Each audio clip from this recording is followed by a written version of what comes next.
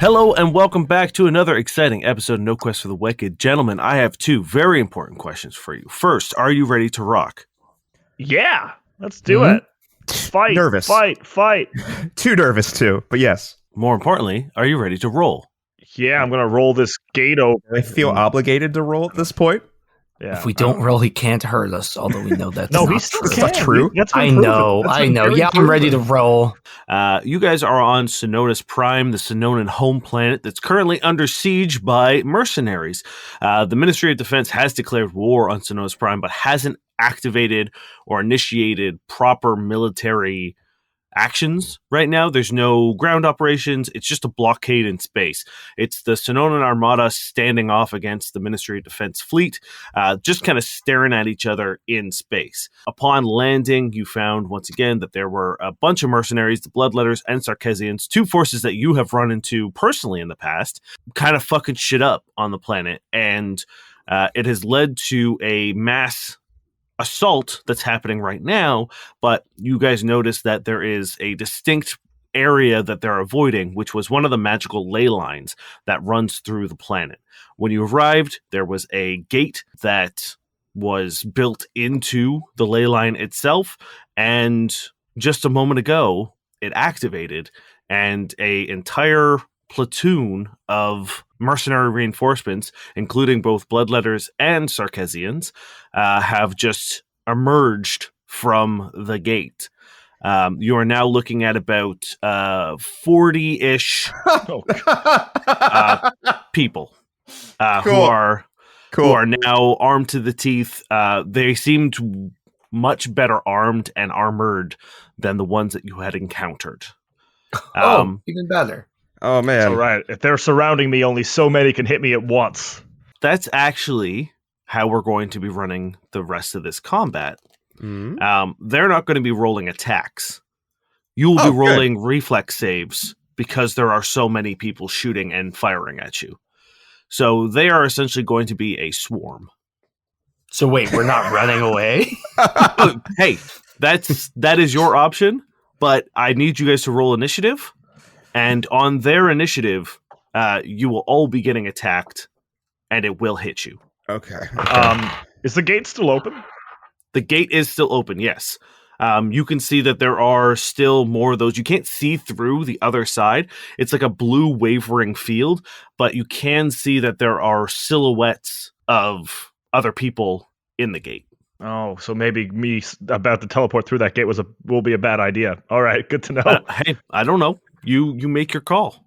I have Oh a my question Dang. while we're rolling these initiatives. The gate. Does it look like it was here? Like, does it look like it was just kind of like put together like in a hurry, like it shouldn't have been here, or has this been like a piece of the environment for a long time? Oh, it 100% looks like it has been. It was like added hammered into the ley line, right? Yeah, it looks like they have the source of the energy for this thing is the ley line itself. Yeah, but I'm wondering, does it look like the Synonans put it here, or if Absolutely it was not. like, okay, that's kind of where I was going with it. Cool, thank you. You kind of saw when you arrived, you kind of saw that specially armored dude look like they were overseeing the finalizing construction of it. Gotcha. Okay. All right, what'd y'all get? 20. Okay, Merrick, Natural 20 for 27. Nice. Durrin. 24. Merrick, you go first. I believe you are the closest to the gate because you I am. were making your way towards it. So you're kind of like standing a little off to the side to this force as they came out. Durrin and Cody, you're out like towards the back. Kathin and Jenny are both still in the car. What would you like to do? So gate. You said we could see silhouettes as if more people could come through, kind of thing. Yeah, like I said, like you can't see through the opposite side, but as people were getting closer to the gate, you could see sort of like their silhouette before they entered in or crossed through. Now you can see like really, really faint silhouettes. So you know that there are at least a few more people on the other side of that gate. All right, fuck. All right, I think this has to be a tactical retreat. Get to the car. But we need to get that gate closed. We Wow. can't just leave it open. The whole plant will be lost. All right. Merrick holds up his blink stone, and he's going to teleport to the side of the gate, and try to break it down. So the stone is a standard action to use. Oh, it's a standard. Okay, but I'll have to use my my Zenith Revelation. So Merrick turns into a beam of light, teleports to the side of the gate, and tries to cut it down. Okay. So you get one attack on it. That's a 32 to hit. Oh, yeah, it's an inanimate object you hit. So I just hit. Yeah, just roll damage on it. How much you want to bet there's more than just this one? 34. I hope not. As you smash into it, you take a huge chunk out of the left-hand side of the gate. You see it sort of like spray parts and particles. There's a brief flash of energy as it releases, and then you see a ripple of energy over the hole that you just caused, almost outlining the damage. As the whole gate shifts forward and leans to the left a little bit, the right pushes up, and it reconnects, filling in the damage that you just did. It looks good. Smaller. It does look like you've done damage, but it's actively repairing itself almost immediately. Interesting. So is it like, as it's losing chunks, it's the gate's getting smaller and smaller until like eventually no one can come through? Correct. Yeah? Okay. Yeah, it looks like it's reforming to make up the last parts, but it does look like it's getting smaller. So you're doing something, but it's not disabled, if that makes sense. Yes. Now, we also recognize this as similar to Project Dahlia style malleable cool metal. You guys have looked at these blueprints, plus had some of the smartest people in the system look at these blueprints enough to know that this certainly looks very similar to that nano-infused metal that was patented, or was scheduled to be patented. In the why am I saying patented? I don't know. Patented? I don't know why it's like you're giving up halfway through the word. Like, patented. I just got scared of the word. That was in the Dahlia patent. Yeah. Okay. So this does look like it would be or was of Contra build, or at the very least, Meso's build. And we didn't bring Zelphus with us, did we? We just brought. It's Jenny and Catherine is with you. Good. Durrin has a pocket full of his goop, though. Yeah. Do we know from our previous experience of Project Dahlia if there are weaknesses or things we can use to effectively damage this thing? Not really, because the whole premise of this metal is that it reshapes and reforms. So that's kind of because of nanobots, right? Is there anything we know that damages nanobots exclusively or more so, or no? It's like a nanobot magic and fusion, and the whole reason that this thing is sort of revolutionary is because it can sustain a ton of damage and a massive amount of sort of structural reconfiguration. It can fix on the fly. That's the whole point of it. Is Azin made of this metal? Fluid nano metal that can restructure itself. Can it handle an EMP pulse? I'm assuming it can. It's sci-fi and shit, but I'm wondering if something along those lines with the stuff we have with us. Is there something along those lines that can do something? It doesn't look like it would be affected electronically. Okay. It seems like the power source is very obviously magical in nature because it's pulling from the ley line. There seems to be very little actual technological components to this.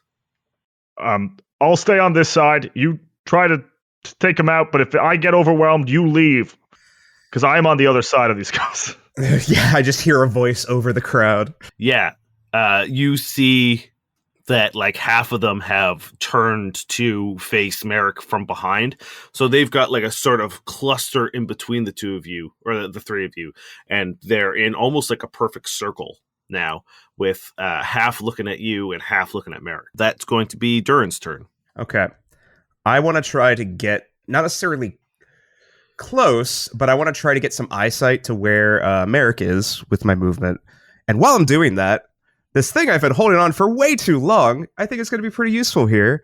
I'm going to toss a sticky bomb grenade, hopefully in the area closer to Merrick to hopefully at least slow some people down. If it doesn't hit that area, at least it will fuck some shit up and maybe cause some disorder within the swarm. Yeah, so the way I'll do it is I will treat it as difficult terrain, and they'll have to do a reflex save in order not to get entangled. Okay, sounds good. Let's toss it in. Oh, that's pretty. 23. Yeah, you have to hit a 5, I believe, to hit, because you're just trying to hit a square. Yeah, like and in it's between them, right? And it's like 15 feet of just this explosion of goop. Yep. Their DC to beat is pretty low, so it's a 14. Cool. But 2d4 rounds of entanglement, not too bad. Cool. If they didn't have space lasers. All right. Is that so you're moving to get a better angle on Merrick and then the grenade? All right, cool. That is it. Cody, it's your turn. I can try to hold them off. If they come at me, maybe it'll buy you guys time. And I'm gonna stand there, like, facing them as they come forward and, like, you know, do the old, like, movie, like, beckon them closer.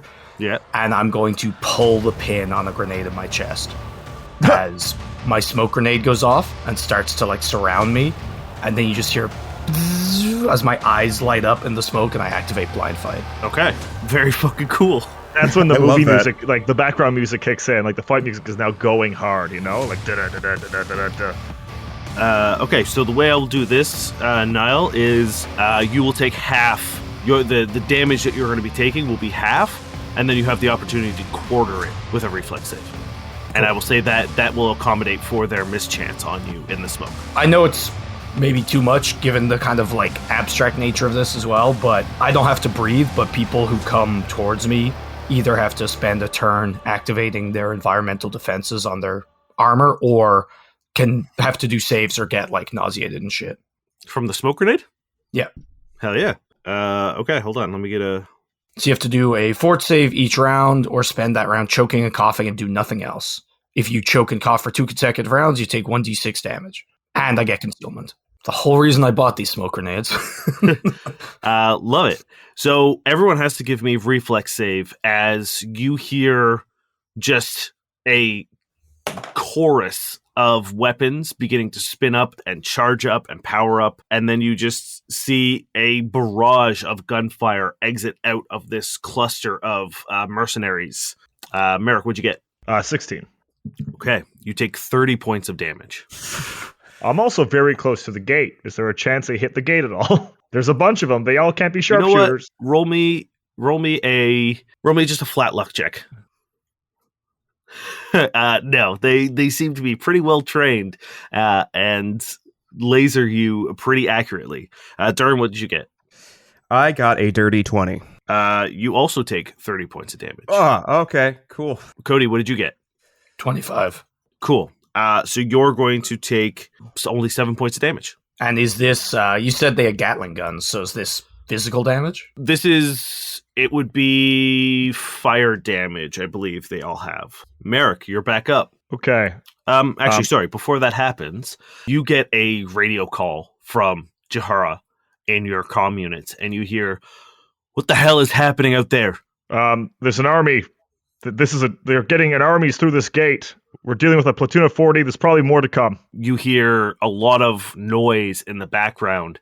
You hear, like, alarms going off, and he just says, "One of the ministry ships just broke the blockade and attacked one of the satellites for the Zashida. We can't hold the blockade anymore. We have to engage." Best of luck. He says, "You need to close this gate and then get back to the palace because conflict will begin. The war is starting." Okay, we'll see you on the other side. Okay, so Dane, this is a gate. Correct. But you can go through. So Merrick's just going to step behind the gate. So, like, blocking himself off from view. And then I'm just going to attack the gate again. Sure. So it's harder for them to shoot me. And I'm just going to try to take this thing out. I'll make 2 attacks. I'm going into graviton mode this time, too. Just so everyone is aware. Okay. Which I rarely do. 37.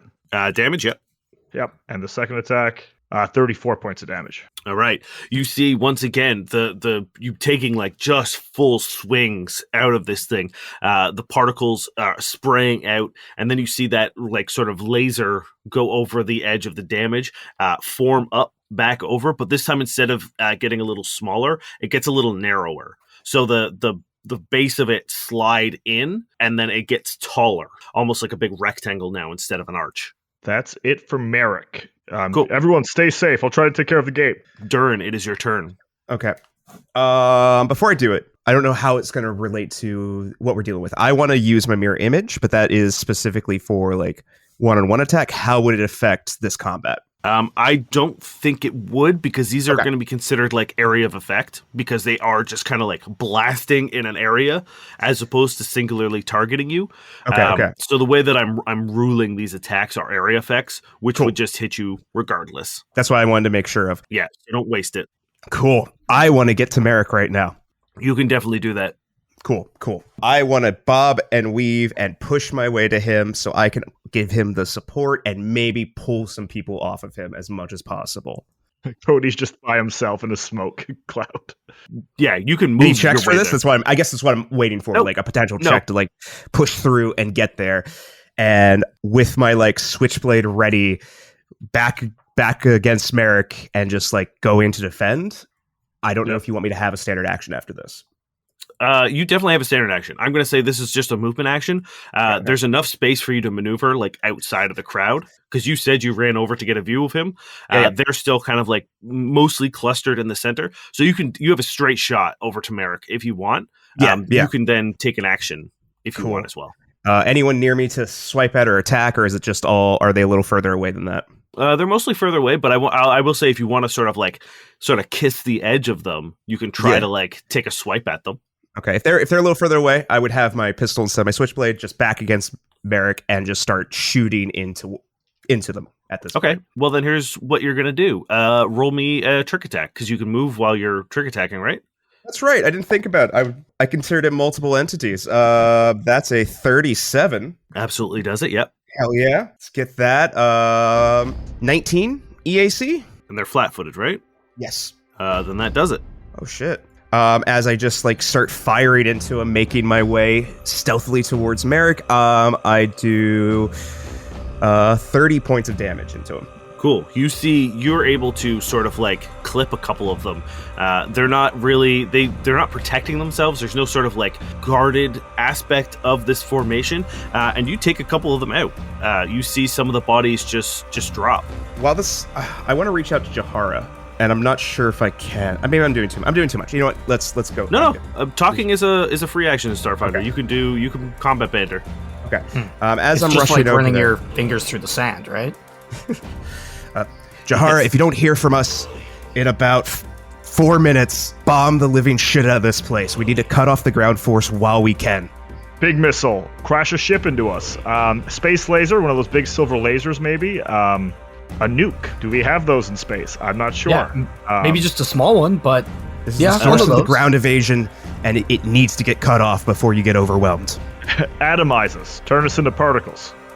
You hear silence for a moment, and he just says, "Copy." Okay. Durrin, why'd you say that, then move closer to the lock zone where this is going to come down? We gotta remove this gate. All right. We'll do this together. You're so small compared to me. Your back is against my butt.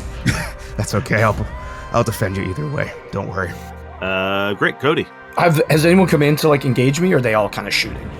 It looks like the first wave was shooting, but some of the dudes with the buzz blades seem to be like they're moving out and like around you before they get into. So like through the haze. Oh, I guess you have blind sight, so you can kind of see. Like I imagine it's not perfect vision. It's like sort of like heads up display. So you see like the outlines, like a gold outline of these people through the smoke, and then you see like sort of like, you know, little pointing things being like, you know, bloodletter and like buzzblade and like little things pointing at. Yeah. So that's what you see. You see them currently surrounding you in the smoke. Is it okay to say that I keep the grenade strapped to my chest just for like if I move the smoke cloud? Okay. So I'm going to swift action, click my bangles together, move action. You see the blue eyes in the smoke turn red as I start to rage. And then I'm going to standard action charge bull rush right into the middle of the massive shooters. Okay. Then yes, do that. It's bad. It's not good. Do you have a reroll or something? Do you ever use the crew ability? Do we have? I haven't used my crew ability. It's not a reroll. You guys all took inspiration, so it's a +2 after you roll. Yeah, you know what? It's okay. I'm charging like 40 people. It probably wasn't going to go well anyway. That's an 18. Oh no, wait, it was a bull rush, wasn't it? So I will say the AC is fairly low because there are so many targets. Like I'm accounting for that. Like if you're just running into a crowd of people, it's like it's not gonna be hard to hit one of them. Mm-hmm. That's a 26. Yeah. Hell yeah. And I will take my attack then. As I just wanted to, like, cinematically, I just, like, charge in and, like, people just kind of go flying. Yeah. That's a 29 to hit. That hits? That is 33 points of damage as I come in swinging that hammer. Cool. You've done enough damage to reduce the d6s that I'm rolling for damage for you each round. That's how I'm calculating damage, is they have an HP pool. As you hit certain markers, they all do less damage because there's less people. So Durrin and Merrick, from your side, as you guys are sort of like chipping away and taking a defensive stance at the gate, you see just these two red floating eyes in a cloud of smoke charge into the middle of them. And then you see a dude go up into the air and down as he gets launched up. You hear a sickening thud, and then you hear just sort of more swings of that graviton hammer that Cody has as more dudes kind of get like thrown out to the side, crumpling to the ground, rolling across the ley line. Is there anything else you'd like to do, Cody? No, that is every action I can take. Although it was actually an extra 2 damage because I forgot I was frenzied. Okay, yeah, you take that 2 damage now. You only know what? deserve it. I will. Sure, 2 damage. I'm just picturing the hammer from Halo 3, and that sound, and then just people going, huh! Yeah, basically. All right. Everyone has to give me reflex saves. Once again, now you're only taking a half amount of this. Yeah. Well, me and Durrin are sort of behind the gate, so we have some cover. I will say I'll give you DR10 for this. All right. Ooh. How does that sound? That sounds great. The goal is to get any kind. Oh, no. I got a 14, so that's not great. I got a 12. Okay. Durrin? I got a 30. But cool. I just feel bad for succeeding right now. You're just hiding behind Merrick's butt by I'm not accident. trying. Well, you actually don't take any damage because it's a reflex save and you have evasion. Yeah. Yeah, you're back to back, but it's like not side by side. It's Merrick's facing everybody else, and you're behind him. I bet you Durrin's trying to turn Merrick around. He just can't physically move Merrick, and he's just like, oh. There's some good intentions here. Okay, so Merrick, you're going to take 23 points of damage because you're getting cover from the wall. Cody, you're taking 33 points of damage. No, sorry. Okay. You'll take 16 points of damage. Okay. The silhouettes in the field of the gate grow darker, presumably because they're getting closer, and then they break through. And it is about 10 of those people in the black armor that you saw who disappeared when they got there. Once again, you hear Jahara saying, "None of this attack makes any sense. Why would one single ship break the blockade? It doesn't make any sense. Just to get a small amount of ground forces on, and they're mercenaries. They're not even Ministry of Defense forces." And then you hear some more commotion, some more alarms. And he says, "Now these fucking mercs are charging our fucking walls. It doesn't make any sense." And you hear him speak off mic to someone and be like, "Yeah, just activate the defense turrets. It'll make short work of them. It's not a problem." Jihar, they might want to die. What do you mean? As the Black Knights come out of the gate, you see their weapons charge up, and they begin open firing into the mercenaries. Merrick, are these guys friends of yours? No, this is some kind of sick ritual. Some kind of sick, necrotic nightmare. They're killing their own side. I sent to Jahara. You hear Jahara once again. You can hear the background noise, so you can tell he's still on the line, but he doesn't say anything. And then you hear him yell, "Ceasefire! Ceasefire! Stop the turrets!" And then the communication cuts. It is Merrick's turn. Well, I'm going to attack this gate. Actually, I will say, now that these knights are out, the gate deactivates. Oh. Well, okay. Let's, And then you see the ley line below you begin, returns to its, full strength as it stopped being drained of power. Turn on the gate. Turn on the gate, if we can. What, Durrin, why? Why am I turning on the gate? Remember, I don't know. All right, it's just the theory, the dead switches, the ley line returning with power. It's a gut feeling. All right. Can I turn the gate back on? Is that an option? You'd have to give me an engineering check. Okay. Oh, yeah. I might be thinking too far into this. It's more so Well, Durrin, you do what you gotta do. I think I have to go fight 10 knights with Gatling guns. Yeah, you go do that. Well, these guys, so the knights that come out, they're in this like sharp angular armor. It almost kind of doesn't really make sense the way it's designed. Instead of like, they have little sort of like almost like geometric bulges everywhere here and there. It looks like, if you've ever seen like that paper craft stuff, like the paper craft like fox heads and stuff that people wear at raves, where it's like very angular and very geometric. Their armor kind of looks like that. It's like pitch black with these like golden lines. So like anywhere there's an angle, there's sort of like a golden crease to it. And then they have these like black helmets, these like perfectly round sort of like oval black helmets that go over them and cover their faces. And once again with a symbol over their eye with a line through it. This time, instead of it being white and black like you've seen on the Deadman switches, this one is gold. All right, you cadrigal bastards, let me take you to your maker. Merrick is not sure that this fight is going to go well. Yeah, I'm going to walk up to the next closest one, or not walk, run up to the next one and take a hit, I guess. This is how this is going to go. All right. Try to stop them from murdering everybody, to slow down the ritual, I'm not sure. That's going to be a 24. That is it on the money. Oh, thank goodness gracious. But as you swing, you sort of figure out the nature of their armor. It's meant to glance blows off. So as you're swinging, the angular nature of the armor, you see it shifts up to meet your blade, and it almost like makes a prism that protrudes out that almost glances your blade off. Oh my god, anti-Merrick knights. But you're able to adjust at the last moment and bury your blade in. 32 points of damage. You notice not all of that goes through. Yeah. But yeah, you land a hit. And as you do, you see them, as a reaction, they press a button on their wrist, and you're going to have to give me a fortitude save, please. Jenny, Catherine, keep the car running, please. You see Catherine has definitely jumped in the driver's seat of the car and is awaiting orders. It's a 21 fortitude save. Okay, that is enough. There's a pulse of energy as a like shockwave releases from their suit. You dig your heels into the ground, and you're able to resist being thrown from the impact of this force. That is Durrin's turn. I have questions.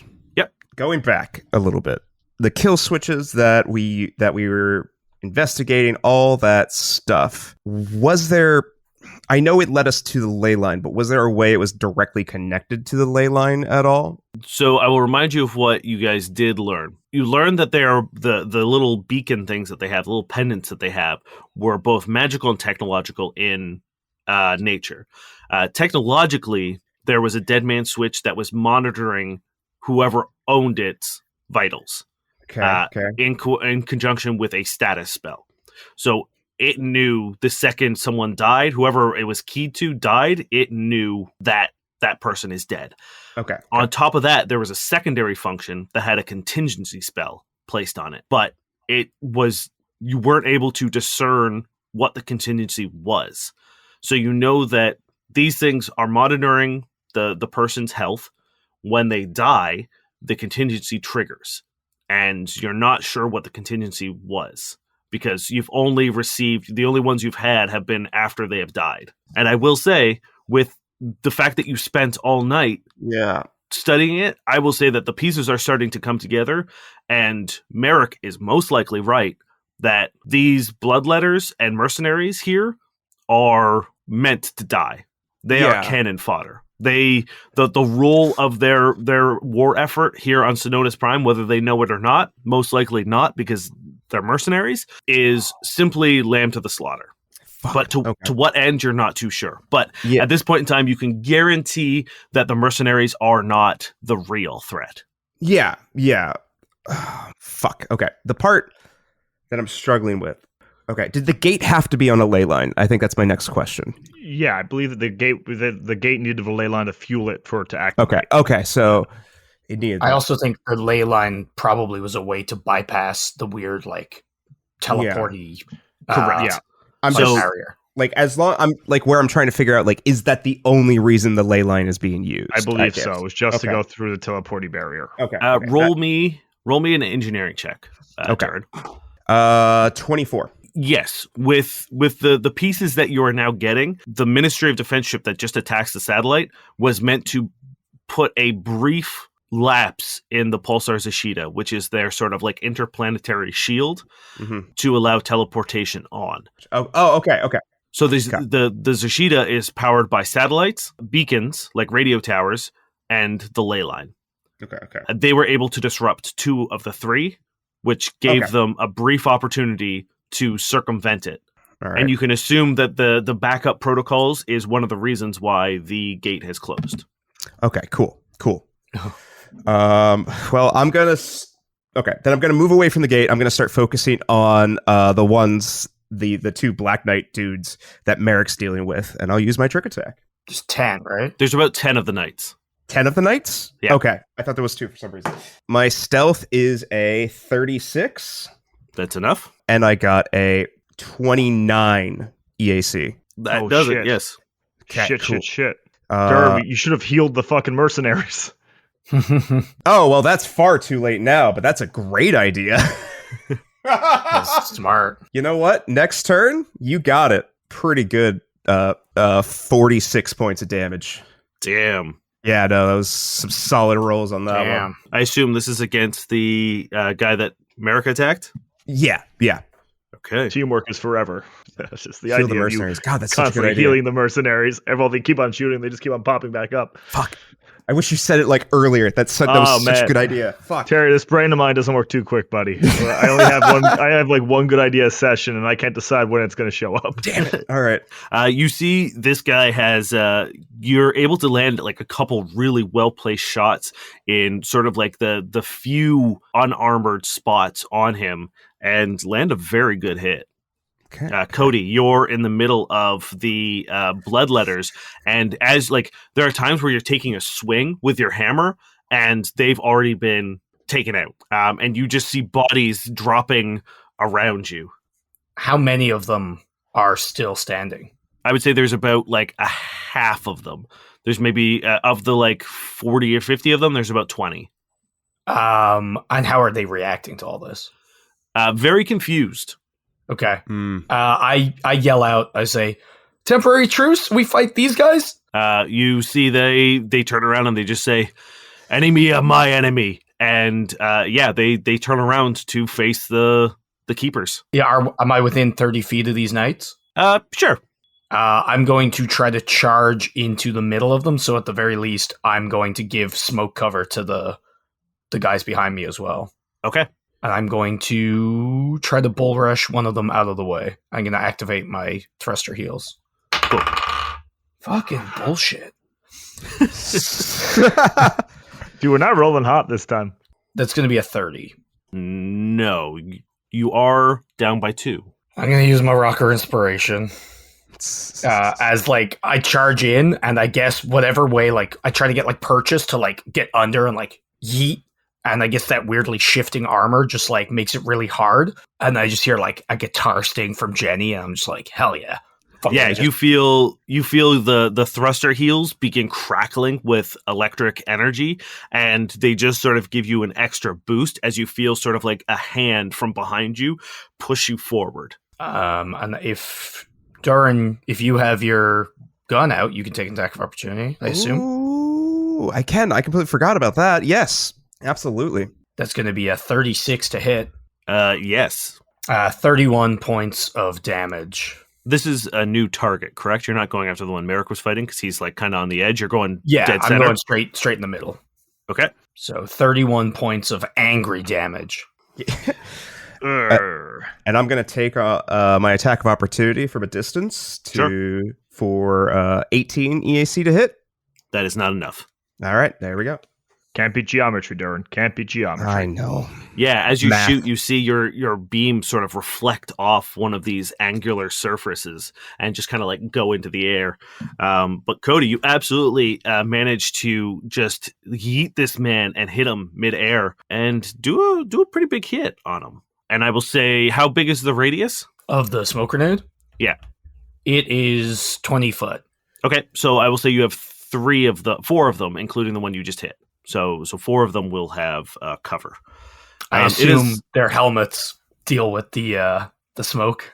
You hear a boo, boo, boo, as like the little golden circles light up. Oh, God damn it. I just meant that they'd be able to breathe, but okay. Yeah, that's the most high-tech armor we've come across. I'm just giving them cover. You have, in fact, given them cover. So the bloodletters are going to turn and open fire at them, and it's going to be the same rules. Yeah. They're going to have to do reflex saves. So 4 of them failed their reflex saves. Now, may I interject with a question? Yes. The kill switches. Did we figure out if we just break them? Like if they break, if we ask the bloodletters to crush their devices, do we know if that's going to work or do anything? You're not sure. If you have the chance to break your little communicator device, it's a kill switch. They're using your life force for evil, bad voodoo magic, or just bad magic, just bad stuff. They're doing bad stuff. If you can break that, that'd be nice. Thank you. I like how casual that is in all this chaos. If you don't mind, guys, can you do that, please? They break your goddamn communicators. They begin rummaging around in their like tactical bags looking for it. It is, however, the keeper's turn. And this time, as you guys have gotten sort of like in their faces, as a reaction, they're all going to trigger their pulses. So all 3 of you are going to have to give me a reflex save, please. Wait, how far are you, Durrin? Did you use your gun? Yes, I did. Yeah, okay, then it's just Merrick and Cody then. Okay. Reflex? Yes, please. No, sorry, Fortitude. Fortitude, even better. 30. Okay. 22. Okay. Both of you are good. They don't move you. You feel once again this like sort of concerted line of force as they're all standing side by side. You just feel like a boom as they try to blast you away, but they don't do it, which sucks. So Merrick, you're going to get an attack of opportunity on the one closest to you. Cody, you won't because he's bull rushed, so he's further away from you. Now, were they in a line? Are there 2 beside him that I would be? There's spaces. Okay. There's like 5 feet in between everyone. So they all raise up their wrist, and you see their gauntlet begin like swirling with energy. And then they shoot a strong beam of golden electricity out into the bloodletters. And you see it beginning to jump from person to person to person to person to person. And that's going to kill all the bloodletters. Oh, good. Well, we tried. Cool. As you see a mass 10-person chain lightning spell go off, each one of them targeting a single entity, so they take the brunt of the damage, and then the chained effect of all the other ones go off, and you just see the energy beginning to like electrocute all the bloodletters, and because they're standing on a ley line, it is maximized. I really wish we had magic, and also that the one time we pop off and start doing cool hero stuff, it isn't helping the bad guys. Yeah. My attack of opportunity was a 30 to hit. So you do hit him for 35 points of damage, which I believe means 1 less lightning. I'm trying to see if there's anything I can do to make that lightning thing not happen. The one you're fighting, Merrick, looks real bad. It is Merrick's turn. All right, I'm gonna finish this guy off in front of me, because like they're spaced out, right? So because they're like they know what they're doing. They're not gonna stand in a big clump for us to do clump stuff. They're like in a straight line, but 10 feet apart, or 5 feet apart from each other. Yeah, so I was going to make everyone kneel, but I can only get 1 or 2. So I'm just going to attack, finish 1 off, so we were a little victorious. How much you want to bet they have the same kill switch on their persons as well? Oh, probably. Yeah. Oh, no, none of this is winning. We're not doing any winning today, Durrin. That's going to be 31. To hit will do it, yep. 40 points of damage. How do you finish this guy? Well, if I'm gonna go out too, you may as well be a part of his sicko death magic thing too, you pathetic knight in cool armor. My insults are not hitting that hard today. I apologize. Evan, I just cut his neck. Like, I get under his cool armor, let him bleed all over it as he hits the ground. Yeah, you're able to get like your blade sort of like where the helmet meets the breastplate, and you just like shove it straight up. You see your Solarian blade smash out through the back of the helmet, and he crumples to the ground. Durrin, it is your turn. I'm going to take my movement to move up to the next one. So okay, yeah. All right, are we still considering them like with swarm rules right now? No, the knights are a separate. They all have their individual stats. Okay, cool. Then I am going to activate my holographic image. There's 2 of me, so not great. Just gonna try to keep, and I'm just gonna kind of stay behind Merrick, but keep him within my like little 20-foot bubble, just in case shit goes wrong. Okay, that's my plan. Cool, Cody, it's your turn. Are we just killing these guys? They're not going to tell us anything, and we don't really have anything else to do. They're going to shoot at us. I know it's a bad idea, but I can't think of an alternative. Durrin, do you have an alternative? I mean, if we leave them up, they're just going to cause more chaos. Okay, it's bad either way. I don't think there's a good call. My new plan: kill everybody here, reactivate this gate, go to their homeworld, kill everybody there, kill their fake god, kill everybody, save the planet. I like that plan. That's a good plan. Okay. If they're going to embrace death, they may as well go all the way. I say, okay. Cadrigal's eyes, more like Cadrigal's dies, and I charge the next one in line. Nice. He's getting better at it. That's going to be quite nice. A 39 bull rush. Yeah, that'll do it. And that's going to be a 28 to hit. That will also do it. Am I going to get my attack of opportunity on this one as well now? Yeah. Sweet. Although I guess they will get cover because this fucking smoke. Hey, I'll take it. It was so cool for a second, Niall. It was so dope. I regret everything. Yeah. That's Dane's special power, so take the cool things that we do and use it against us. Hey, in the animated series, it'll look fucking sick. You're right. 33 points of damage as I yeet this guy. Are you going after the same middle guy that you hit before, or are you changing targets?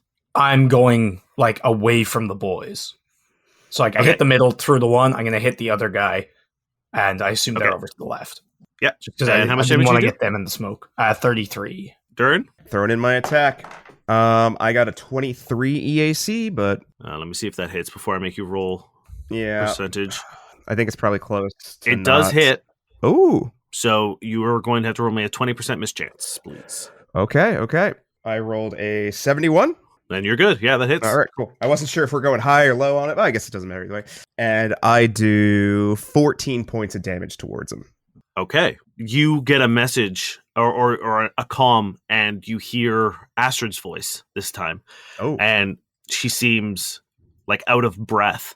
And she says, I know Jahara has been keeping you up to date on what's happening on Synonus, but I'm getting reports all over Casamal of more hybrid monsters attacks. They're all attributed to Synonus. We've got attacks on Therum. We have more attacks on the Cube. On Jabala and Goa, we have the Iron Fortress on Chirillis is being attacked, all under the guise of the Synonans. And then it is their turn, and in almost like perfect unison again, they put their little wrist pads in front of them, press a button, and all 9 of them disappear. Fuck! Oh, what's the end game? What is the end game? Cody, what does Blind Fight give you? Oh, are they invisible? Oh, no. Oh, no. If they're invisible, we're double fucked. We're real fucked, yeah. Dane is exploiting our weaknesses. Spoiler alert, campaign 2, I'll be playing a mystic, I think, to deal with shit like this. Anytime you miss because of concealment, reroll your miss chance 1 time to see if you actually hit. Aren't flat-footed against melee creatures you can't see, and you can withdraw from creatures you can't perceive, and you don't need acrobatics checks to move at full speed while blinded. Okay. Then you can assume they're invisible. You hear footsteps on the ley lines, because it is pretty much like a frosted glass kind of situation. So you hear like chink, chink, chink, chink, chink, and then nothing. I think they're still here, guys. Well, they're going to their next target, I believe. Jihara. Yeah, he answers. 9 of these cadrical leaders, executives, keepers, they just got away from us. They're headed to their next objective, and we can't tell you where. You hear him just say, okay, thank you, keep me posted, but you need to get back to the palace ASAP. Okay, we're on our way. Catherine pulls the car up to the side of you, and you see in the distance, in the sky, a golden light beginning to descend down. It almost looks like a flare, but in reverse. Like instead of going up, it's going down, and is now like slowing as it reaches sort of like a midpoint in the sky. This all feels so bad. I'm going to search this body, Dane. I want to take a look at this armor. I want to see what's on them. I want to see what kind of person is wearing this armor. Sure. You take the helmet off, and it is a human man, probably in his like 30s or 40s, like late 30s, early 40s. He looks like he does have some battle experience. He's got like a fair number of like scars that you can see on his face. He's got a milky eye on one of the side, where it looks like. Well, give me a medicine check on his body. I should. Yeah, I do. I definitely do. I mean, if you would like me to help out, I don't mind. Cody's getting absolutely cock-blocked right now. Oh, no. So go ahead, Cody. Go ahead. Cody, you got medicine? Cody, be my medicine boy. Be Dr. Cody. You can be Dr. Cody if you want. I've been studying with Zelphus. I can take a look. Not my best roll. It's a 23. Oh, that's pretty good. That's great. Yeah, that's enough to tell that like he has taken some sort of like explosive shrapnel to the face, fucking up a lot of the left side of his face. His eyes milky, but it does look like a human soldier of some sort. When you're looking at the armor, just noticing how it was like reacting to outside stimulus, you could maybe guess that this is using the same nano-infused metal. If you want to give me a physical science on the metal, you might be able to learn a little bit more as well. That one I definitely don't have. I have a small amount in it, so I'll roll and hope for the best, but it's not going to be good. That's going to be a 10. No, you... Wait. Durrin, you're goop. You could goop the metal. We can goop the... Should we goop the metal? This is the best time to goop. Let's goop the metal. I'm just going to like open the jar and just weirdly spread it across it and just kind of... A little scoop and goop? Yeah, a little scoop and goop.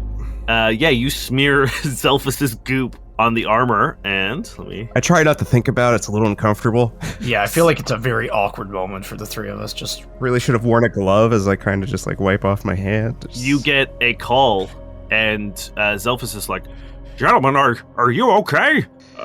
Sort of. You?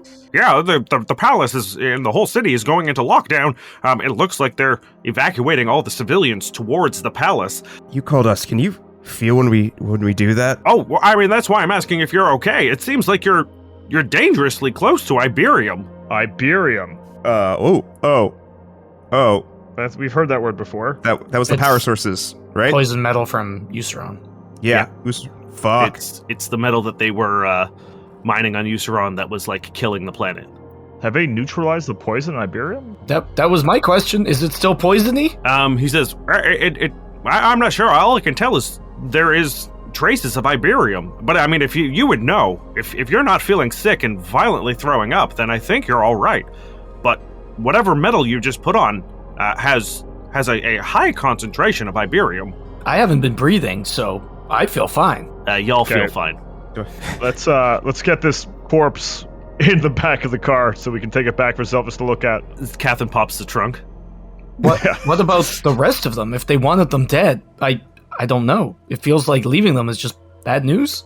Pile them up. We'll burn the bodies. But maybe that's also bad news? We don't have time for that. My brain just goes zombie army, to be honest, but... No. It's definitely... We can't burn it. We don't have the time. We got to get back. We really can only take this one body with us. I have an idea. I have a fire grenade. An incendiary grenade. So I'm just going to toss it into the middle of all the bodies. This will maybe help or help them. I don't know anymore. And I just throw it in. Yeah, you do that and it explodes and it's now burning a good chunk of bodies. Cool. You know what, guys? A lot of grenades this episode. I'm proud of us. Yeah, we finally are using them. Anyway, everyone pack up. We have to head back. Let's do it. Yes. Yeah, you guys start like flying towards the city, and you see that that like golden flare that's hovering in the sky is pretty much directly above the capital city, the imperial capital. Is this drive going to take 10 minutes? You can certainly take a 10-minute rest. This takes about an hour, maybe a little less, because you guys are like really gunning it. Okay. Yeah, I'm definitely going to take it. Yeah. I want to give no quarter for any of this. All right. We have no idea what's going on, but what we do know is that Cadrical is one of the main driving forces behind everything that's happened. Can I make any check on that golden light that we're seeing? You can, however, it's going to be a mysticism check. We're all playing Mystics campaign too. Yeah, oops, all Mystics. Don't Jenny or Catherine have those abilities? Jenny does, yeah. Jenny she doesn't know what it is. She looks up and she just says, I mean, I can't tell you what it is, but I can tell you right now, no glowing light in the sky has ever been good news. Well, the sun. Be a little pedantic on that. Merrick's like, whoa. Don't talk about my boy like that. Jenny looks at you and she says, okay, fair point. Good. Yeah, can't argue that. Do you guys want to talk about anything or have a chat in the car, or do we want to just zip into the palace? I don't know what to say. I feel like everything we've done has just been undone by this attack, that we couldn't stop it, that, we were close every single time to what's going on here. We could have done better. I don't know. Are we just meant to not kill people now? That's all we're good at. I know. I don't know. I'm just trying to think the big picture, honestly, and I'm just like, it's... Well, what's Cadrigal trying to do? If they're even attacking the cube, because at first I thought this was some kind of racial thing, but if they're attacking the cube, that means they're attacking humans, which... I assume they're doing that to make Synonus look bad, but it feels like... Why? Maybe because they're about to break the blockade, and then they will look good politically if something, looks to have provoked them. They were obviously waiting until the system goes down. The trickery just doesn't make sense to me. Like, if this is all like an end game for a reckoning or like destruction of everything, like, why make it look like Synonans did it? It doesn't make sense. Well, maybe it's to stop the harvest that's about to happen here. If they're looking for energy, death energy, then they can just eliminate everyone on this planet and no one will stop them. The Ministry has no reason to intervene. So we're just sitting ducks for whatever kind of ritual, whatever this light is. Maybe they're summoning a god, maybe they're summoning a demon, I don't know. All we can do is save as many people as we can. That's one less cog. I think the Ministry of Defense is just taking their moment with whatever breakthrough they made with Silver Liquid recently. I think they've just decided to take Synonus Prime off the board. I think that's what's happening here. I don't think it has anything to do with the Reckoning. Oh no, these knights definitely have something to do with the Reckoning. Cadrigal is the Reckoning, is my assumption. That's Penny. We don't know that. We sort of know that. I feel like there's two big bad guys doing different things but the same thing. I hate the timing. Do you think evil bad guys meet together and say, hey, February seems like a good month for us both to do grand evil plans at the same time? They must have. It would be really nice if another group of strapping young heroes like ourselves also decided to save the world right now. And we could be like, hey, let's be friends. And then there'd be like 10 of us. That would be so many of us. I feel like, so what are the things we don't know? Everything. I feel like we have this conversation. We don't know. We know Penetaris exists. We know Cadrigal exists. Penny Those wants are the revenge. two big things in ploy. So what we don't know is what ploy is as an aiding or trying to stop, and where does he fit into this? He's the wild card, as always. And Mazo. And the Ministry of Defense. They're Goop, so that seems Penny, but remember, there was a third party using Goop for their own reason that wasn't directly Penetaris. So technically, there's three evil plans. I think the Ministry of Defense are using Goop for their own goals, but maybe now regret it if Penny is starting to exert control. Is Mazo funding Cadrigal? Is that because to get the Iberium? Any links between Mazo and Cadrigal right now, apart from we have the living metal and the metal and the Iberium, but like we haven't seen like direct communications between them, right? There doesn't seem to be. You haven't like connected any dots other than those pieces of information. Yes. Yeah. So there's four things going on, and we've done a little bit for all four where we could have been focusing all our efforts on one, and maybe something would have stopped. But now we just have four things going out of fucking control. Look, I think you're right, Merrick. It doesn't matter right now. We just have to save who we can, and maybe we'll get someone and punch him real hard, and he'll just tell us. Yeah, that's what we're going to do. Let's punch all the bad guys until they tell us the truth. New plan. Let's simplify it. Let's stop conspiracy theories. Let's stop the red string. Let's just go do what we do best. As you guys approach the city of Saradoma, which is the capital city, you see that there are a bunch of shuttles and ships all landing down into the imperial sort of like structure, where the palace is, and it looks like they are evacuating pretty much the entire city into the palace walls. That seems to be their big plan to protect their citizens. They are moving everyone outside the walls in, and you're seeing these like huge shuttles carrying civilians. As you pull into the gate, they open the gates for you. You come in and you see like thousands of, like tens of thousands of people, all civilians, sort of like being ushered down into the bunkers below the palace where you guys kind of came up into.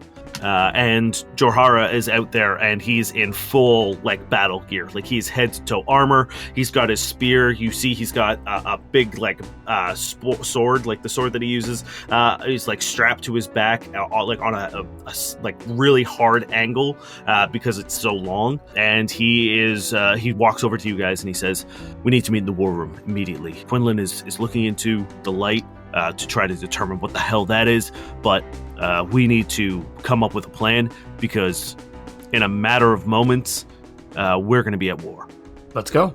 He leads you down and through sort of like the palace gates proper. You haven't seen sort of the palace proper. You guys came in underneath it, and it is this huge, towering building that has sort of these asymmetrical spires that kind of seem to pop up in like the weirdest places, all coming up to these pointed dome tops. They're spiraled with color and mosaics, and this is sort of like the only burst of color in the city. Everything else is kind of like a gray, dull, washed out look. Snowdrifts are beginning to circle around in the stone tiles of the courtyard as a light snow begins to fall. And you are brought in through the main gates, and you're led down into the war room where Astrid and Thimble are also down there. Astrid is on 5 different calls, like there are windows all over, and you can see that she's talking to patients on one.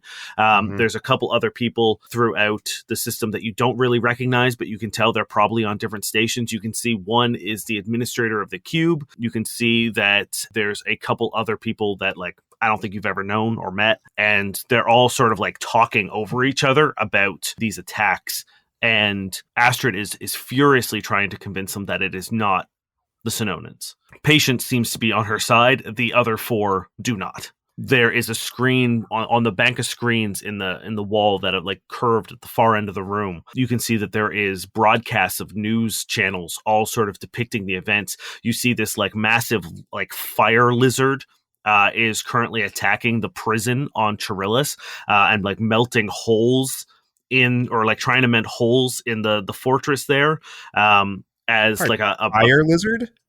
Yep, you can see that there is like a dragon currently attacking Goa's capital city of Jabala. It's just like smashing through buildings and breathing this torrent of like mud and just like spraying the city and just like wreaking havoc. On the cube, there are a bunch of these small little dog things that are just running through the atrium and like jumping on people and tearing them apart. Therum has a bunch of like winged birds, almost like pterodactyls, just like swooping in. Thankfully, the Ministry of Defense on Therum is probably putting up the best fight. They're doing a pretty good job shooting these things out of the sky, but it's still taking a pretty heavy toll on civilian casualties. But then a breaking news segment appears, and you see a like live in progress, and as it switches over, all the feeds cut out at the same time, and you see Arwen Decker fully kitted up in his like big fucking collar. He seems to be wearing very ceremonial ornamental armor that has been like custom made for him. His hair once again perfectly coiffed, his beard lined up to perfection with his jaw, and he looks solemnly into the camera straight in and says, "We have suffered these unprovoked, callous, and deadly attacks from the Synonus Empire for far too long. This is the largest scale assault on the free people of the Federation since the Unity War, and it has come to the point where democracy, diplomacy, and sanctions are no longer an option. As of this moment, the Ministry of Defense has engaged in open warfare with the Imperial Armada in an effort to quell these attacks and return Castle Mall to safety. We urge you to stay inside, stay safe, and protect one another. We are coordinating with each of our planetary governments to ensure your safety. The The Federation stands for unity, and together we will endure, and together we will triumph. And Jorhara walks up to it, and he says, will someone tell me who the fuck this guy is? Oh, Decker? Biggest piece of shit you're ever gonna meet. Yeah. We told him you guys weren't doing bad stuff, and he just didn't believe us, apparently, this fucking guy. I've wanted to punch him in the face for a while. I'm shocked we haven't.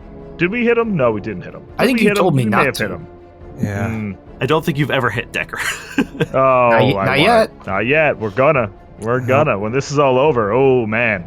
Just means we have some regrets right now, that's all. Yeah, wow. You see a couple of the technicians have frozen the broadcast before it ends, and has like highlighted his face and has like slid it to the side and is now pulling up a record of who Decker is, like a sort of like a biography, and like pulling up stuff. And So when we find out he doesn't exist. he's reading, Johara's like quickly scanning, you see his eyes darting back and forth, and he turns and says, and looks at Astrid and says, can you tell me why a low-ranking planetary official, a communications officer, is making declarations of war? And Astrid stands up and she says, it doesn't make any sense.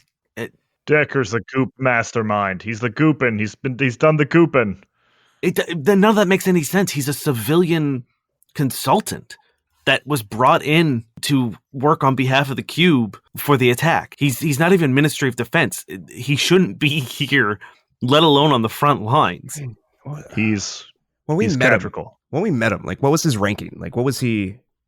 He was a lawyer, wasn't he? He was a special consultant working with the Ministry of Defense.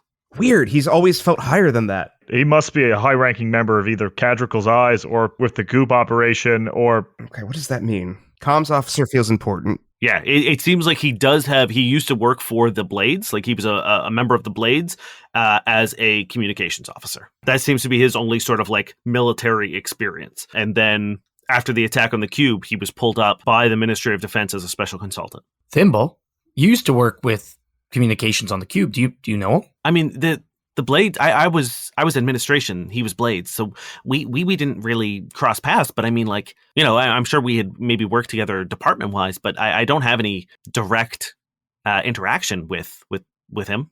Okay. He has to be a member of Cadricle's Eyes. I have a feeling this one's Penny. You think this one's Penny? Why does Penny care about the Cadricle?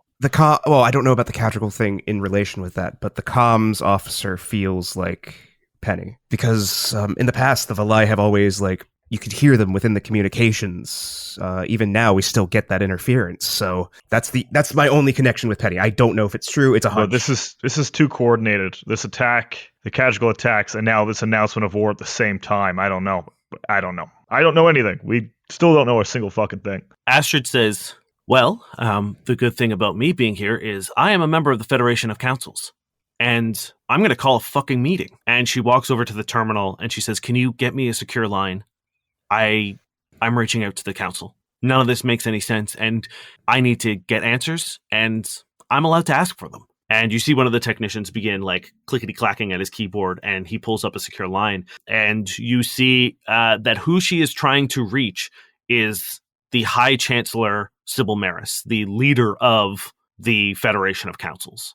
It picks up almost immediately. Sybil is in sort of like very formal garb. It looks like there's a ton of people kind of like milling about in the background. And then she waves her hands and they all exit the room. You see the door behind her like close shut and then like seal. And then Emic Handros comes as well, who is the Chancellor of Defense, who is the person who runs the Ministry of Defense. And Sybil says, Astrid, it is good to see you. I was concerned when I saw the footage of you being captured on Synonus Prime. And Astrid explains the situation, like the fact that she wasn't captured. It was propaganda. She sort of like runs through the list of everything that's been happening. And Handros sort of like muscles into the front of the thing and just says, it is incredibly irresponsible for you, a member of the Federation of Councils, to be standing on enemy territory. Are you working with them? Are you a traitor? Have you betrayed us, Astrid? And Astrid says, I'm here as a peacekeeping diplomat. We're about to enter into a war where we're going to lose thousands, if not hundreds of thousands of lives. both civilians and Ministry of Defense. The Synonan Armada will tear through us. And if you're not aware of that, you need to step down as Chancellor of Defense. And you can see Handros is about to like pop off, and Sybil places a hand on his shoulder, and she says, "Tensions are high. We understand, but if you have proof that these attacks are not Synonus in nature, then we will be able to circumvent a conflict." And Johara steps forward and says, "I can give you military records. I can show you all the positions of troops that we've never, ever initiated on military operations on any planet of the Federation." But he leans forward and he says, "I want to know why a civilian contractor is making your declarations of war." And Sybil sort of like stops for a second and she says, "Handros, that is an excellent question. Why is Arwen Decker on our vanguard, let alone speaking on behalf of the Federation?" And Handros turns around with a purple glow in his eyes as he buries his hand through Sybil's chest, silver liquid dripping from the wound. As he pulls it out, you see her eyes flash with pain and fear as the wound itself begins cauterizing like metal being welded. And she drops to the ground. Handros just stares in the camera silently. And then the feed cuts. I hope someone screen grabbed that. Yeah. So Andros wasn't gooped. He was gooped, right? That's Penny. Oh, it was goop? Purpleizing and goop? Okay. Oh, He's yeah. Gooped and he just Penny. gooped. What's her name? Okay, so it's all fucked? The entire chain of command is fucked? You hear a rumble. Then you hear the sound of something being torn open. It sounds like if you've ever seen or heard like wood cracking, or like someone like splitting a wood log or whatever. It sounds like that. And then alarms just start blaring through the war room. As the chaos and panic ensue, you see Quinlan run over to one of the terminals and begins opening up, and you see the feed of camera overlooking the city, and you see the sky above the city. It looks distorted. It looks like someone as if someone's holding the sky and is pulling it taut. It's stretched at four corners, almost like fabric being pulled tight. And that light that was hovering over the city turns a little bit and then becomes like a little pinhole, and then it tears open as if someone had pinpricked a balloon, and the sky erupts, and you see the corners of it flapping in the wind as if reality itself is a piece of fabric. And on the other side you see the stars. You see the blackness of space as Ministry of Defense ships start pouring in. You see a incredibly large armored worm flow and fly through and begin crashing into buildings. You see other unknown ships that you can't identify. You see a swarm of personnel carriers dropping through with platoons of these black armored people. You see more of these like Ministry of Defense dropships coming through, and the official assault and invasion of Synonus Prime has begun for real.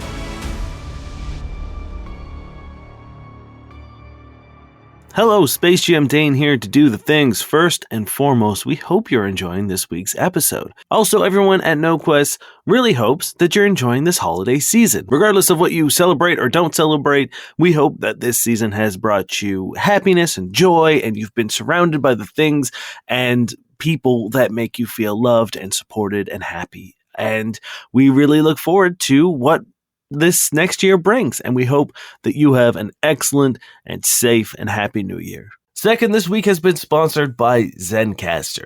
I talked about it before, but Zencastr is the whole reason that you're hearing this show. We have dudes all over our lovely country. We have Ryan is across on the other end, the East Coast. Terry lives in another city. Niall and I are the only two people who live in the same city. It would be very difficult to do the show if it wasn't for something like Zencastr. It is a all-in-one podcasting studio where we can all just jump on. We record the show. We don't have to worry about backups or losing any progress, because even with a slow connection, you've got crystal clear audio quality and backups that are saved on site. Zencastr makes it incredibly easy for us to get together, record the show. It is stress-free, it's worry-free.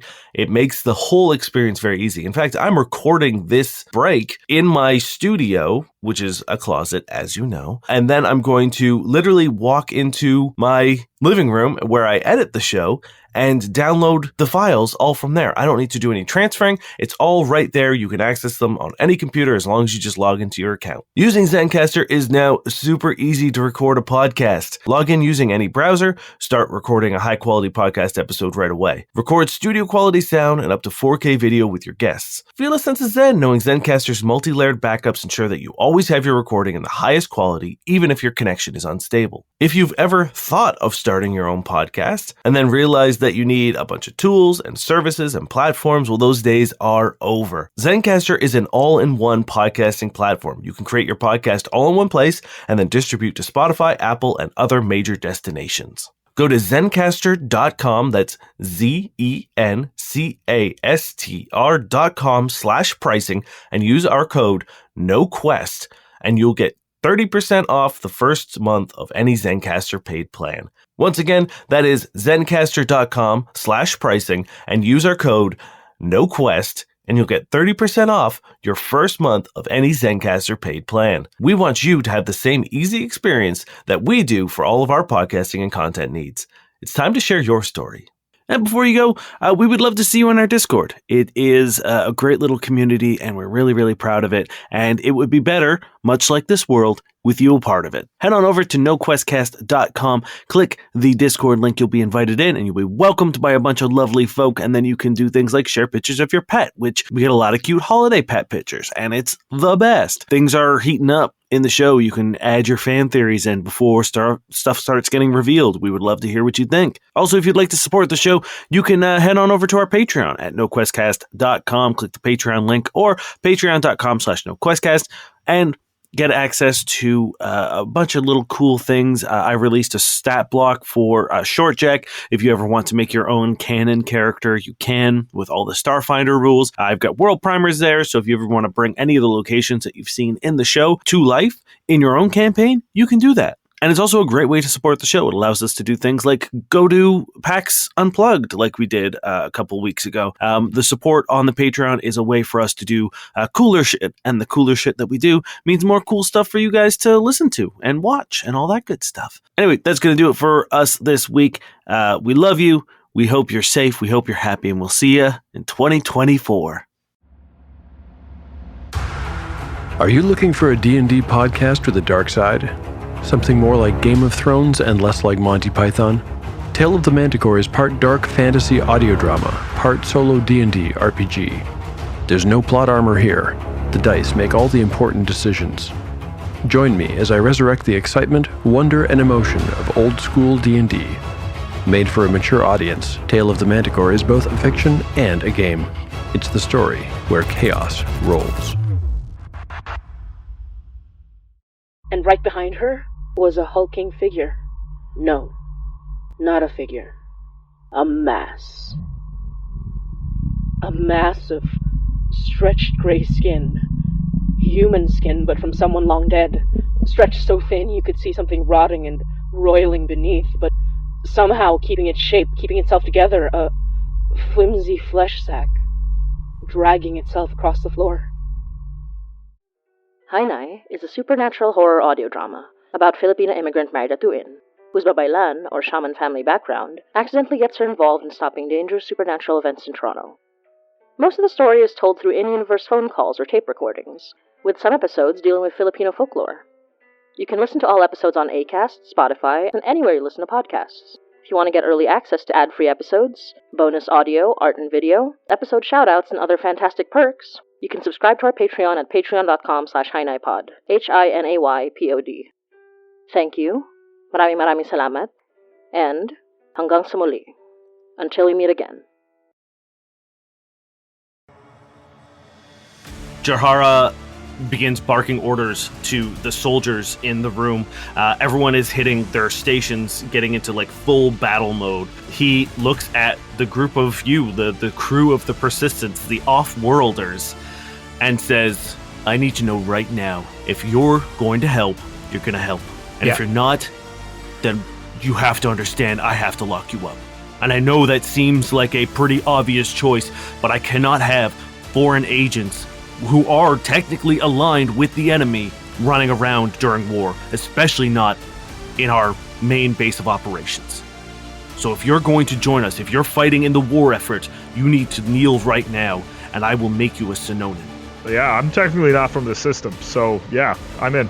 Let's go to war. Let's stop Decker's plans. Let's stop Penny's plans. Let's stop Catricle's plans. Let's do some action. I won't stand by and let innocent people be fucked over. I kneel. Durrin just kneels.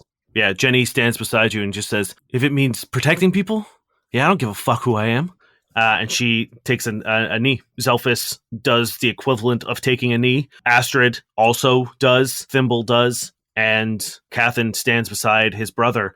And Johara looks at Cathan and says, someone get this man a sword. And you see one of the soldiers run away and come back and hands Cathan a sword. And the two of them begin what looks like a knighting ceremony almost. They put their blade on your shoulders and they begin reciting something in Synonan in a language you don't understand together in almost like unison. And they slowly make their way through the crew and they come to Shortjack and he hasn't kneeled. And he says, I don't know if I can do this. I'm technically the king of a place, and I don't know if I can really have dual citizenship outside of the Federation.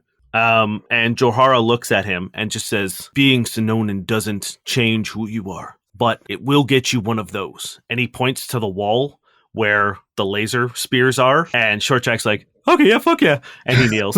I love that as far as his royal diplomacy goes. Like, oh, that's cool. Yeah, it gets a cool weapon. Shit, though.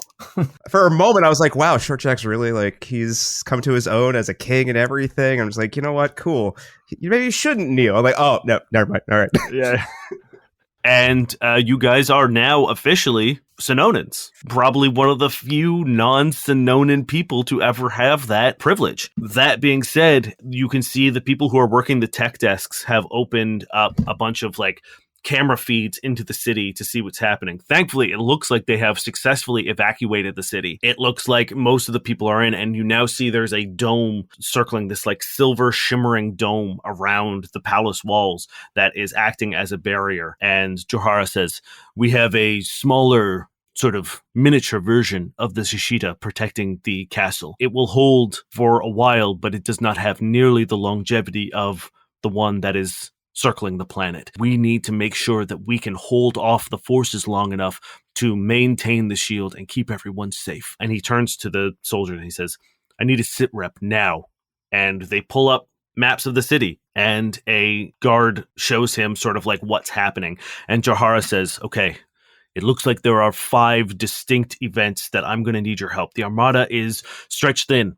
Most of us are in space right now holding off the ministry. We were not expecting to be breached in this way. We will be able to recall some of the forces, but we will need most of our might in space to hold off the Ministry of Defense fleet, which means ground operations are minimal here. I have a fairly strong battalion of soldiers from the Armada, but I'm going to need to be able to send out people into other locations as we defend the gates. That being said, here are my operations. And he spreads them out onto the screens.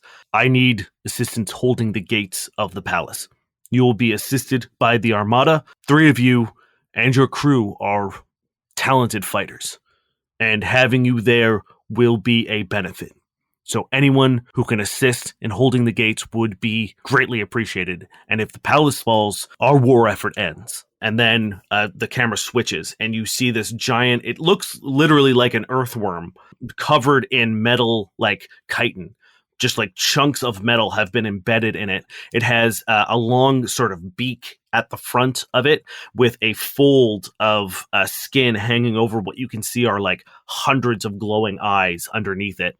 And at the back are these wild bushel of tentacles. There's about like 5 or 6 of them all sort of flapping, and it seems to be that like is their propulsion, and it's just crashing into buildings. It's collapsing them. It's swooping down into the street and like trying to burrow into it, and it's just causing a shit ton of destruction. And he says, that needs to be neutralized. Most of our Air Force is in space right now, and we do not have anything to fully engage it. We need someone to take that out. Another switch of the camera happens, and you can see a tall spire. And he says, it looks like these Cadrical's keepers have taken a strong defensive position in a sniper perch and are taking out any of my people who make it out into the streets. This makes search and rescue impossible. This makes securing zones impossible. As long as those snipers are up there, we can't leave the palace. Then it switches to this sort of like rip in the fabric of reality that is the portal. And he says, this needs to be closed. I don't know how to do it, and I don't know what it means, but somehow we need to find a way to repair this and stop their means of getting onto the planet. We can hold them out in space, but so long as this is open, they have a direct gateway past our blockade. And finally, a picture or a screenshot of footage of a church is shown. And he says, finally, there seems to be very strange readings of energy coming from this church. It is our central place of worship, and whatever's happening in there seems to be directly controlled or tied to the rift. They are giving off the same energy. And you can tell that the church is a church of Yarisa, who is the goddess of knowledge, mental protection, and scholarship, and Talavet, a goddess of community, self-reliance, and tradition. So those are your 5 war efforts. Holding the palace gates, which is a pretty much straight-up combat operation. Taking out the flying monster is a ship combat encounter. Removing the sniper perch can be stealth, can be combat, can be a ship operation, depending on how you want to play it. Closing the rift is pretty much a science skill check, and tracking the anomaly is you're not too sure what that's going to involve. You don't really know what's causing it. The way this works is you guys are going to tell me where you want to help and who's going to go. You are able to bring your crew with you. You can assign crew members to these things as well. You don't have to go with them. You could send Jenny and Catherine out on their own. I will say, though, this is war, and in order to simulate that, there is risk.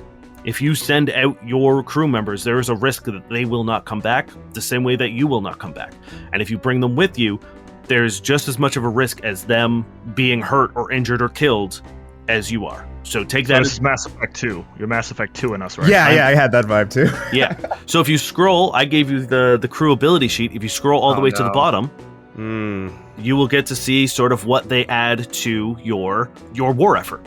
Oh, that's fun. So every round, they're going to get sort of abilities to assist you, depending on what task you've given them. So a lot of them, for combat, you choose a bonus every round. So I'm not going to be rolling a bunch of attacks and stuff. They just give you a flat bonus. So if you bring, for example, Short Jack and on a combat mission, every round you can choose to either add an additional 2d6 to your damage to simulate him fighting alongside you. You get the ability to use mirror image and invisibility once per the encounter. And there's also, you can ask him to use a powerful Solarian ability once per encounter as well. And then going forward, like if you bring him on the ship, you get a 1d4 to your piloting check. He can repair shields 15% of the PCU, and he can overcharge the ship, which gives an increase to speed and damage for 1d4 plus 1 rounds. And the same thing with science. He can reroll all engineering checks, and he can provide theories in regards to protection, natural magic, and technological devices. And all of the crew have that, and I won't go through them all here, but when you choose what role they're going to take, I will tell you and the audience what they get. So, what would you like to do? My instinct is, Cody, you need to take a small crew on the ship and deal with that worm. Yeah, I think me and Jenny, we could handle that, right? Jenny nods and she says, if you're going to fly, I can gun. Durrin, Short Jack, I think you guys need to get to that sniper tower. I don't think Short Jack needs to come with me on this one. It's nothing I haven't handled alone before. Are you sure? He can go invisible. He can go zip zap invisibility. No, It's another operation that I've handled before in the past. Okay. I can take care of that. I can take care of that spire. The only thing I need to know is there any strategical purposes to that tower, and what kind of explosives am I going to have access to? So the strategic purpose of the spire is the fact that they have like a very good vantage point on a lot of places in the city, and are pretty much stopping the Armada from leaving the palace. So if any ground forces hit the streets, they're dead. Oh, I meant like strategically for us, as in the Synonans. Terry's gonna blow it the fuck wants to up. blow it up. I'm getting rid of that tower. That tower is probably going to be gone. Like, I'm just wondering. It would be beneficial in the same way. Like if it stays standing, they can put snipers up there and use it the same way. But right now, the main goal is to take out those snipers. So however you choose to do it, they're not going to hem and haw over it. Fair enough. So is that what you're doing, Durrin? You're doing the tower? Yeah, it made sense. It's just no reason to get anyone else in danger for that one. Okay. Zelphus, you're on trying to figure out how to close that rift. He nods and says, "I'll do my best, Captain." Can he do that from down here, or would being in the ship closer to the sky help? You could use the gear on the ship too. So yeah. the science effort is in the war room. Perfect. Okay. Cool. Yeah. Captain, Short Jack, I'll probably have you guys do the gates. What are you doing, Merrick? I'm gonna go to the church. Oh. Okay. Damn. Okay. You're covering all the bases. What if it all has to be done? Captain, what if captain. you go with Catherine and Short Jack to the gate, and we all tackle the church together? That is something I do want to say. You don't have to do all 5. You can choose which ones you want to do. The downside that is they all sort of interconnect to each other. So if one goes unchecked, there's a chance that it could affect other people's missions. So it is beneficial to tackle all of them, but the risk is you spread yourself thin. So that's kind of like the tactical side of things, of being like, do you want to absolutely secure certain positions and with the risk of something getting worse when you not go after it, or do you want to spread yourself thin, which might make securing those positions harder, but less like if you guys all succeed, then the situation won't get worse. So those are the decisions you have to make. Sorry, I should have made that clear. You don't have to do all 5 of them at once, okay. But you certainly can. Like, this plan will work in terms of the gameplay. How it works and shakes out in terms of success rate is up to you guys. The church is the tough part. Church is the tough part. It's the wild card. Feels like it's like the most important, but it's the easiest to ignore, you know? Yeah, that's my fear. I do have a couple ways to get out of sticky situations. Well, it seems linked to the rift, right? So until we have information about the rift, maybe we shouldn't go in. If we go there and deal with it right away, maybe the rift just closes itself. Yeah, maybe. Like, if anyone could do it, it's you. Wild thought. Short Jack can be invisible. He could take a look, not engage, give us some information. It's not the best option. You could come with me, but then the gate's a little bit... To me, you and Catherine at that gate makes sense. I can't fight like 10 dudes at the same time. Yeah, it's been pretty rad. My only fear is that this whole thing to me seems like a ritual. Yes. There's light in the sky. The cost of life. So whatever's happening at a church could be the vocal point of what this end game is. What they're trying to achieve. What else do you do at a church but an evil, spooky ritual? Everything else is probably just symptoms of it. You go, and we'll finish what we're doing real quick, and we'll be there as soon as we can. I'll play it safe. I'm not going to put my life at risk. I don't believe that for a second. Remember our new rule. Do whatever the fuck you want. So I'm just going to go over the plan here. Cody and Jenny are going into the ship to fight the evil space worm. Yep. Durrin, you're going to the tower to deal with the snipers. Yep. Zelphus is staying back in the war room to help with the analyzing the rift. Catherine and Short Jack are going to the gates to hold it. Merrick, you're going to the church. Correct. Is there any way we can get more on that gate, though? I feel like Catherine and Short Jack should be pretty good. Are they going to have like a little squadron of people to help them out with it, or is it just going to be those two? The majority of the Armada forces are going to be there. Okay, cool. Then I'm much more comfortable with that. I thought it was just like, these 2 dudes, let's go! No. So really, the only people that who's bringing a buddy is Cody. So for Jenny, her abilities on the ship are, you get a +3 to attack rolls if you want to take it. So every round, you're going to sort of tell me what ability you're choosing. So either a +3 to attack rolls, you get additional damage equal to 3d whatever you're rolling. So if you're rolling, D4s or whatever, You're going to be adding 3 additional ones. And then once per encounter, she can repair 1 system completely. Cool. The rest are just going to be doing their own things off camera. So, and Merrick and Durrin are rolling solo. Where the fuck is Eridaxis? Jahara turns and says, Eridaxis is being kept safe. He's currently in meditation, using the silver liquid to locate this Penetaris. If she has anything to do with this attack, it would be beneficial to know what her role is. But at the same time, I have a strong feeling that a big reason that we are a target is because Eridaxis is here. If we let him out into open conflict, if they capture him, if this is all stemming from the blood of a Valai, I am not letting their sort of secret weapon get refilled if something happens to him. 100%. So on top of making sure that our people are safe, on top of fighting for our planet, we also need to make sure that Eridaxis is safe. Okay, do you guys want to do any preparation? Durr needs some bombs. The biggest bombs that can fit in that rat's mouth. It's a pretty roomy pouch. Okay, then Jahara will bring you to the armory. Yes. And he is able to roll me a d6 plus 1. A 4. So you get 5. You get 5 high explosive No, satchels. I already had the plus 1, 4. So. Okay, perfect. Total. Then you get 4 high explosive satchels. Cool. Merrick, is there anything you would like to ask of the Armada before heading out? Yeah, how do I get one of those cool lasers? He picks up the spear and tosses it to you and whispers something in Synonan. You can feel it get hot in your hand, and it almost feels like you can't drop it for a second. Like it feels like attached to you, and then it calms down and releases, and you can feel that like there's almost a symbiotic like relationship with this spear now. You now have this thing, and I will give you the stats for it later off air. Yeah. You are now keyed to this spear. He's going to do the same thing for Shortjack. Shortjack also gets one, and Cathan also gets one for the front lines.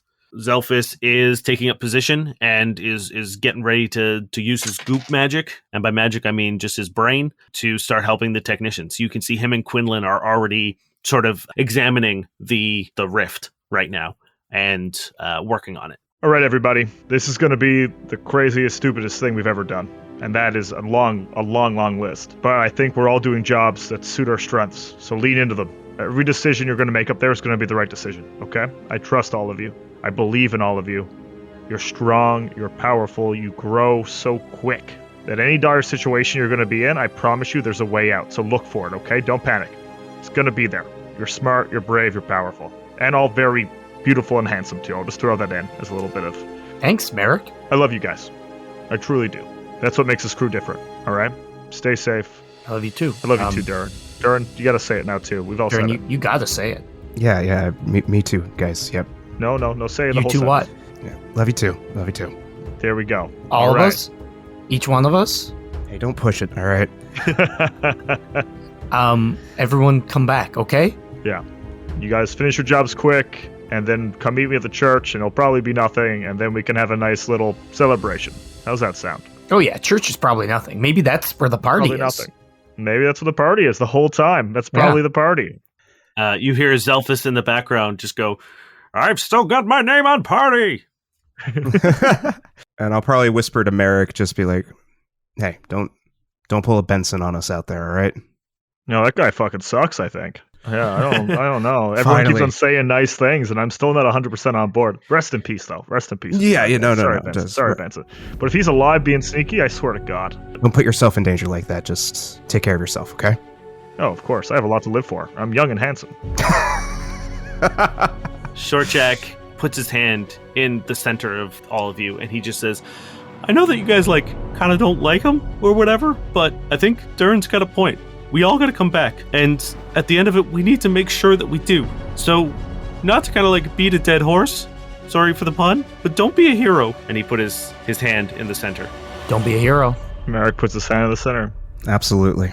Don't be a hero. And everyone, Jenny puts her hand on top of yours. You feel Zelphus slop his gloop onto yours. And Cathan puts his on. And he just says, all right, let's go save my home.